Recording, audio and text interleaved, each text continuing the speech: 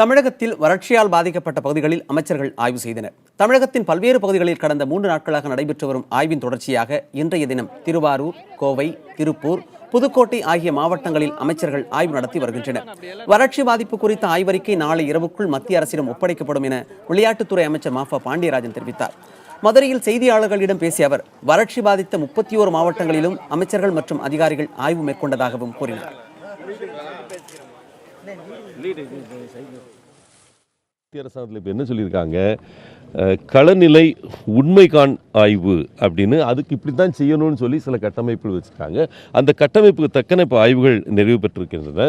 அந்த அசஸ்மெண்ட் முடிஞ்சிருக்கு. இப்போ தான் மத்திய அரசாங்கத்துக்கு வெகு விரைவில் சிஎம் அவர்கள் சொன்னது போல 9ஆம் தேதி இரவுக்குள் அது மத்திய அரசாங்கத்துக்கு நம்ம எடுத்து வைத்துருவோம்.